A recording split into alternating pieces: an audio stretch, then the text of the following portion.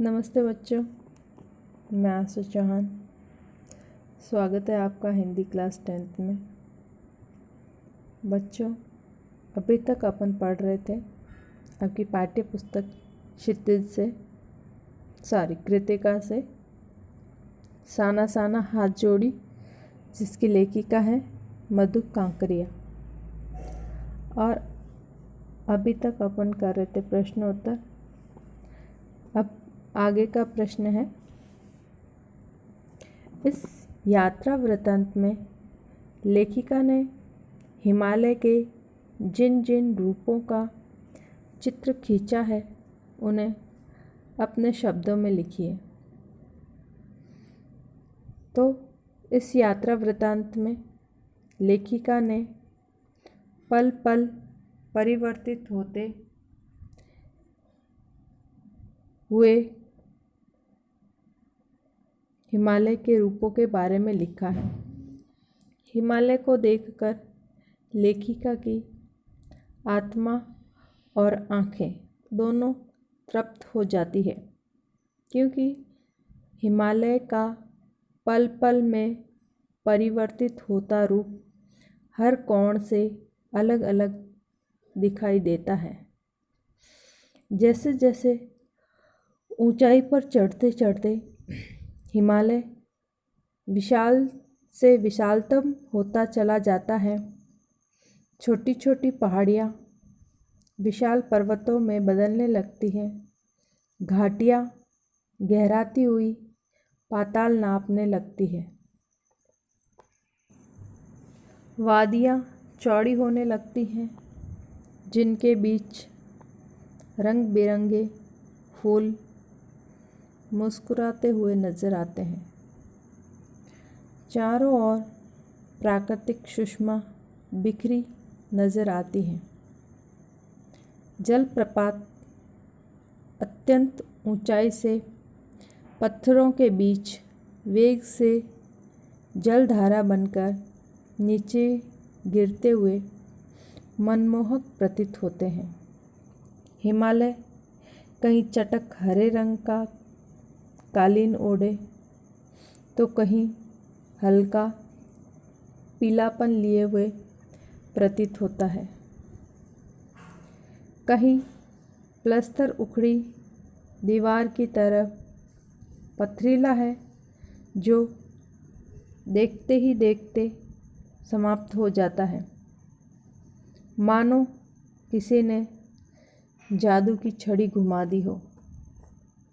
कभी बादलों की एक मोटी चादर के रूप में सब कुछ बादलमय दिखाई देता है।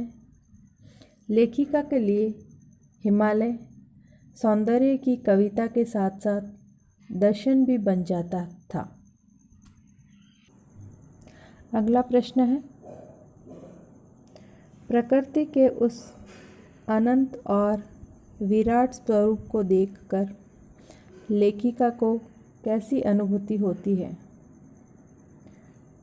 उत्तर है, हिमालय का स्वरूप पल पल बदल रहा था। वहाँ की प्रकृति इतनी मोहक थी कि लेखिका माया और छाया के खेल को देखती रह जाती है।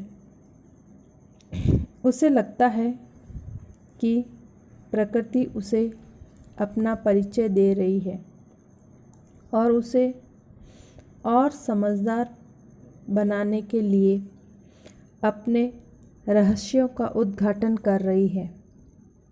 प्रकृति के उस अनंत और विराट स्वरूप को देखकर उसे अनेक अनुभूतियाँ होती हैं।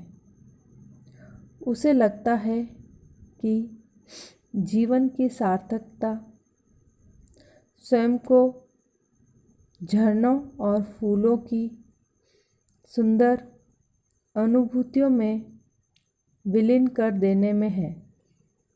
झरनों की भांति निरंतर गतिशील रहना और फूलों की भांति अपनी सुगंध फैलाना ही जीवन का सच्चा लक्ष्य है।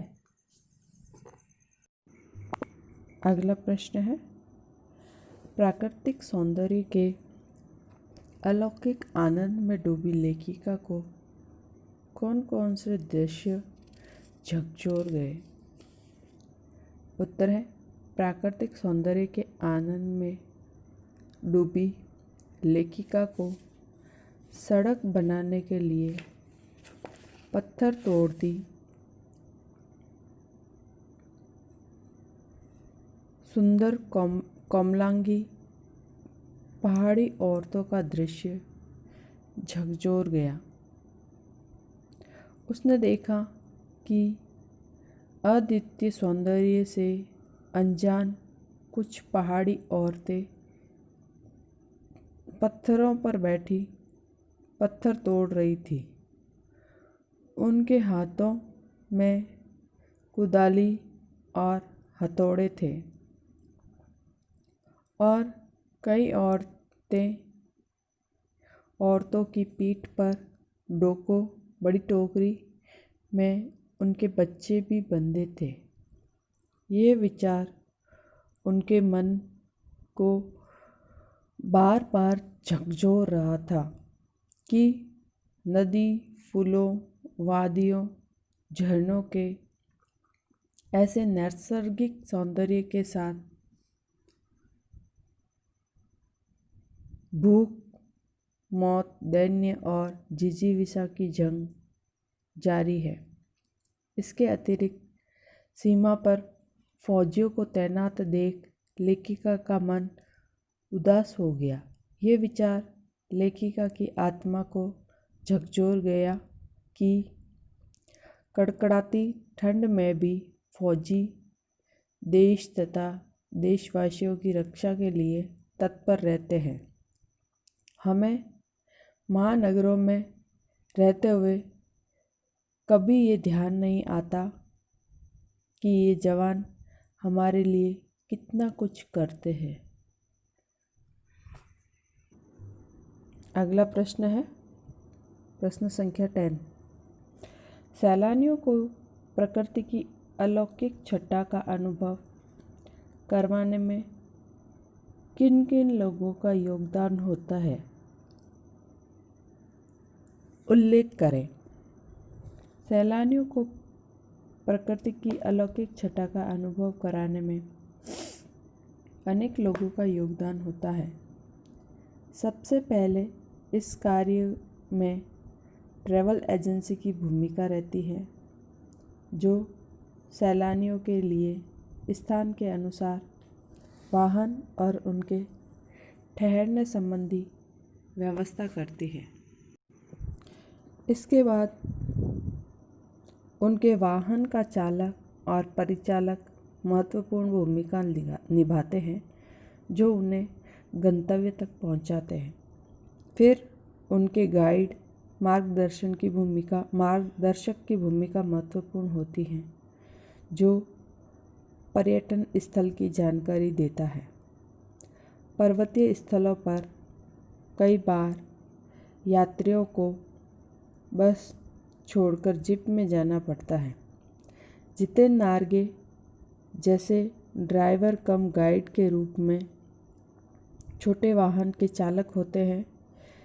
इसके अतिरिक्त उनके ठहरने व खाने पीने की व्यवस्था करने वाले होटल के कर्मचारी तथा अनेक अन्य लोग भी सैलानियों की सहायता करके अपना योगदान देते हैं।